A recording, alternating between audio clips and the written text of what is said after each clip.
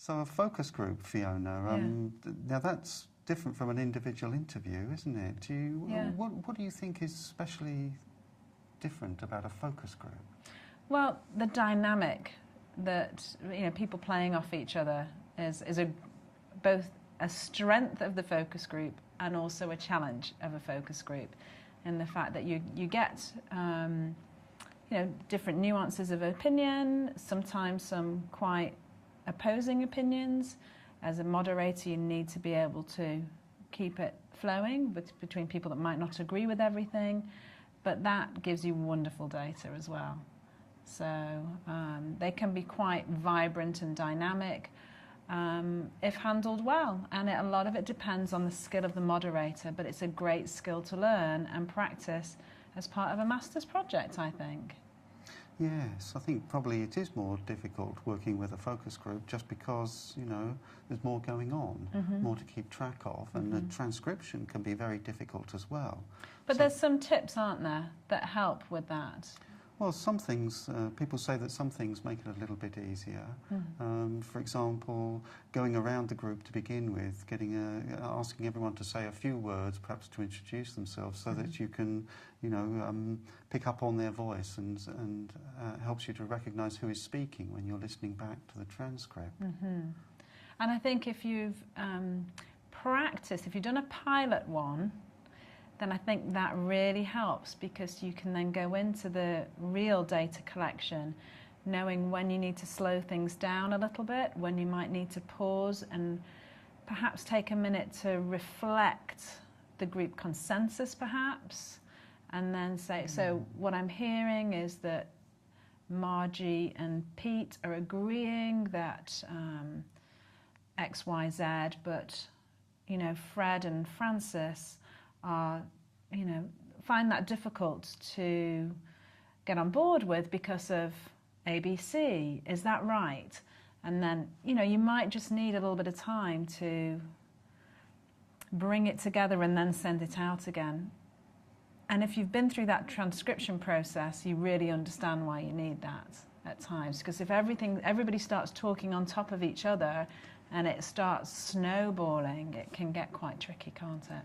Well, that's right. I think, you know, very difficult to work with that data if everyone's talking at once. And I think, you know, just as in an individual interview, one would like at the beginning to set the scene and, you know, get the process started in a nice way. Maybe that's even more important for a focus group, to do at the beginning a little bit of ground rules and ask everyone to, you know, to work with each other in a considerate way, and encourage people just to speak one at a time. Exactly, and I think it's important with any group dynamic to keep the topic in the middle, so to speak, that it's not that they're,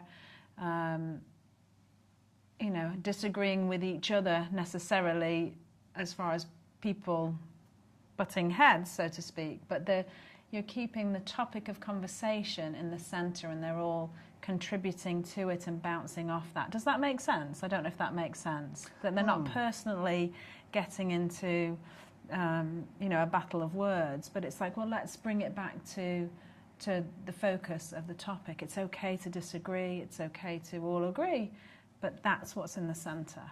Yeah, I think that's right, this idea of the centre, because, you know, while you were talking, I was thinking about when would you do a focus group rather than an individual interview? And I suppose, you know, perhaps it's something to do with being interested, having a research question that is more about shared understandings or shared processes or group processes rather than any one individual's experience or perceptions or beliefs and so on. Yeah, I would agree. And I think also in practice, it's a tool that is used a lot in different health settings, getting a group of patients together to see what their experiences were like going through a certain system, or working with a certain group, going out into the community and doing focus groups about you know, building a new hospital or whatever it might be. So if people are going into applied positions afterwards, this is a great skill to hone now. That's true, yes. A skill that's well worth applying, and well worth developing, because it is used in lots of contexts, isn't it? Yeah, it is. We were talking about ethics in relation to interviews. Now, the ethics in a focus group situation are similar but subtly different. For example, confidentiality. Now, if I'm interviewing you, Fiona, I can give you a cast iron assurance that what you tell me I will treat as confidential. But in a focus group, it's not just down to me. And so we all as a group have to understand that we should respect one another's confidentiality and treat what we hear in the group as keep it in the group. And that's why I think it can be quite important to have the participants that might not necessarily know each other that well. Because if you're having an already established clique, whatever you want to call it, or they know each other well, they live in the same street or what have you, and it's quite a personal issue versus how's the traffic on your street affecting you or the pollution or what have you, that seems fine. But if it's quite an emotional issue, then that can be a little tricky, I think, ethically.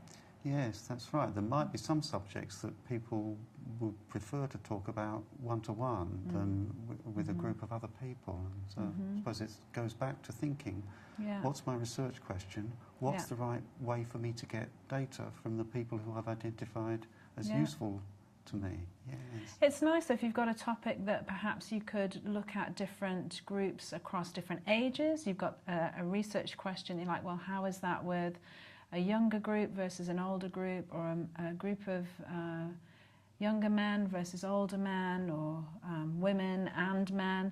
That can work quite nicely. You can then look across the data more than you would do in a single case interview. Obviously, you can't move across the themes, across participants. You're looking at rich, deep data from one person. But a focus group, you can then look for similarities and differences across the participants. Yeah, that's right. That reminds me, actually, a student quite recently did his qualitative project with a focus group of men, and they were discussing their experiences of seeking help for health issues, or going for health advice, and talking around all the the different issues that perhaps are obstacles for men to take themselves off to the GP and go along with concerns about their health. I bet that was really interesting. Yes, that's right, and quite a lot of interesting conversation got going between the men about finding they had shared experiences and then some ways that they differed and so on. Yes. And from a practical point of view, you are getting a lot of data in one fell swoop, so to speak. You might have 6 to 8 participants in your focus group. You might have a focus group for an hour and perhaps an hour and a half. Depends, but it would take you a lot longer to gather that data if you were doing 8 individual interviews, wouldn't it? Well, that's right, yes. And, in a way, it's the data that it's all about, isn't it? Yeah. And so maybe it's worth a little reflection about what makes good data. Oh, good. Yeah, let's do that.